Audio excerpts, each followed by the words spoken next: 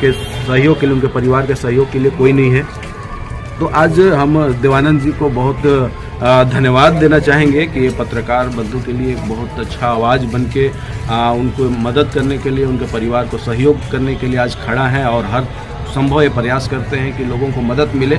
और रहा अजय जी का जो बात है, जहाँ तक हमको सुनने को मिला है कि वो रात में सोए हुए थे, सुबह 4 बजे से वो घर से गायब हैं और जहाँ पे उनका घटना हुआ है बताया जा रहा है, जो गैंगमैन के द्वारा बताया गया फ़ोन करके कि वहाँ पे वो मृत पाए गए या सुसाइड करके वहाँ पे पड़े हुए हैं, इस टाइप से बोला गया। लेकिन सबसे बड़ी बात वहाँ पे क्या है कि वहाँ वो पहुँचे, जितना जहाँ पे उनका घटना हुआ वहाँ से दूरी मोटा मोटी 13 से 15 किलोमीटर की दूरी होती है। सबसे बड़ी बात है कि गाड़ी जो साधन है वो साधन उनके घर में है। मोटरसाइकिल में वो चलते थे, मोटरसाइकिल उनके घर में है, कार में चलते थे, कार भी उनके घर में है। और जहाँ पे घटना हुआ वहाँ अगर पैदल भी जाएंगे तो हमको लगता है कम से कम 2 घंटा से ऊपर टाइम लगेगा। और 4 बजे से गायब हैं और 2 घंटा के अंदर में अगर देखें तो दिन भी हो जाती है। तो पैदल जाने का तो कोई मामला समझ में आता नहीं है। और घटना जो हुआ उसके हिसाब से अगर हम लोग बात करके देखते हैं तो वो टाइम मैच नहीं करता है। तो कहीं ना कहीं आशा लगाई जा रही है, कहीं ना कहीं अंदेशा लगाया जा रहा है कि उनका मतलब आत्महत्या की मामला नहीं है, उनके साथ में कुछ दुर्मम व्यवहार किया गया है और कुछ मर्डर करने की बात मोटा मोटी समझ में आ रही है हम लोग को कि उनके साथ में कुछ असामाजिक तत्वों के द्वारा उनको घटना को अंजाम दिया गया है और उसको आत्महत्या का रूप देने का प्रयास किया जा रहा है। तो आज हम लोग अभी उपायुक्त महोदय से मुलाकात किए और उनसे मांग किए हैं कि इसमें सीबीआई जांच हो और अच्छी तरह से जांच कर इस मामले को उजागर करने का प्रयास किया जाए, क्योंकि पत्रकार के लिए आज देखा जाए तो कहीं पे कोई सुरक्षा कानून भी नहीं है। बार बार मांग उठाया जा रहा है लेकिन इसमें भी सरकार कोई कदम उठा नहीं रही, कोई पहल कर नहीं रही है। सरकार आज भी खतरे में रहता है। तो इसमें एसआईटी की जांच हो और एसआईटी गठन करके जांच हो और उच्च स्तरीय जांच हो ताकि इसका पर्दाफाश हो सके और पत्रकार को न्याय मिल सके, उनके परिवार को न्याय मिल सके। ये भी मांग हम लोग कर रहे हैं। साथ में ये भी मांग किया गया है कि उनके जो छोटे छोटे बच्चे हैं उनको पढ़ाई का व्यवस्था सरकार के तरफ से मिले।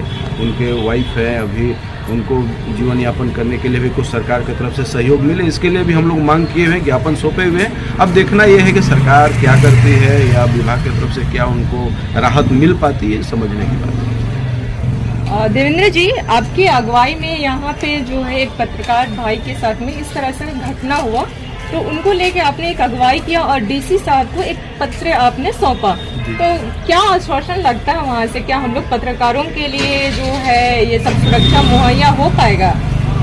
देखिए मैम, इसमें बहुत दिन से, बहुत सालों से लड़ रहे हैं लेकिन मुहैया तो अभी तक तो नहीं हुआ। आश्वासन ही मिला कि नहीं हम करेंगे, चाहे पूर्व मुख्यमंत्री हेमंत सोरेन जी हों, चाहे और मंत्री हों, सबका आश्वासन ही मिला नहीं हम पत्रकार सुरक्षा कानून लागू करेंगे, ये करेंगे, वो करेंगे, लेकिन अभी तक तो हुआ नहीं है। लेकिन वो आशा रखते हैं, जैसे अभी राहुल सिन्हा जी जो इस तरह से हम लोग एक पॉजिटिव एनर्जी के साथ जो मिले और बोले, तो उससे हमको लगता है कि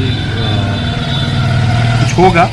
और अगले सत्र में हो सकता है, अगले सत्र जो विधानसभा का होगा, इसमें पत्रकार सुरक्षा कानून को लेकर हो सकता है कि हम बहुत ज़्यादा, अगर नहीं सुनेगी सरकार तो हो सकता है मैं जाकर धरने पर भी बैठ जाऊंगा विधानसभा में। ये पत्रकारिता जो है ये देखा जाए तो एक चौथा स्तंभ माना जाता है। जी। लेकिन आज के डेट में जो पत्रकारिता करते हैं वो पत्रकार सुरक्षित नहीं है, जिसके कारण से बहुत लोग इस फील्ड में आना नहीं चाहते हैं। हाँ। तो वैसे लोगों को सुरक्षा जो मुहैया कराया जाएगा, तो किस तरह का सुरक्षा उन्हें दिया जाए कि लोग इस फील्ड में इंटरेस्ट लेके काम करें?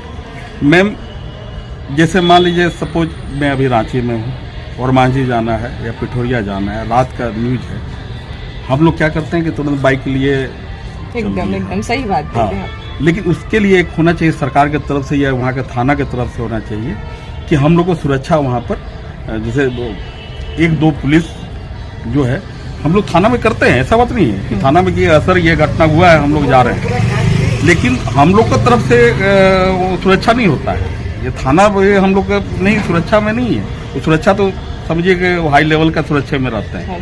हाँ, लेकिन हम लोग चाहते हैं कि हम लोग का भी सुरक्षा हो। जैसे ललन जी गए, हम लोग गए, आप गए, सब जाता है, तो हम लोग जो इन्फॉर्म किए तो उसमें कसम 1-2 पुलिस हमारे साथ हो, रात में, हाँ, दिन में भी हो, क्या कि जहाँ पर गैदरिंग होता है वहाँ पर अटैक करने का बहुत सारा चीज होता है, कभी भी हो सकता है। तो इसमें यही हम अनुरोध करेंगे कि ये हम लोग को थोड़ा सा सुरक्षा दिया जाए।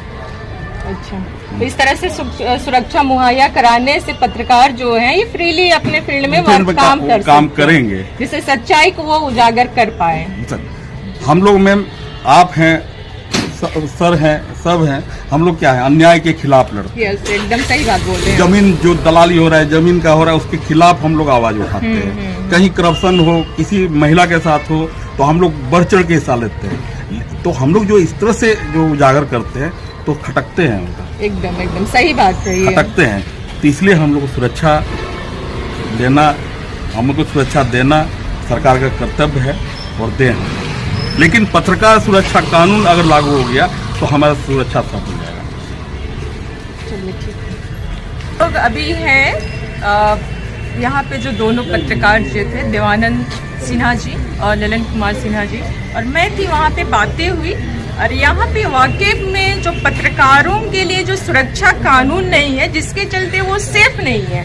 आज जिस तरह का घटना सामने आ रहा है, ये लातेहार का जो अजय सिन्हा जी के साथ में, उनको भी तो कोई ना कोई लेके गया होगा कि कहीं पे किस तरह का क्राइम हो रहा है या फिर इस तरह का घटना होने वाला है, ये बोल के उनको भी कोई बुलाए होंगे, तभी वो गए होंगे वहाँ पे, या फिर उनको सूचना मिली होगी तभी गए। लेकिन आज के डेट में वो हमारे बीच में नहीं रहे। तो अगर सुरक्षा कानून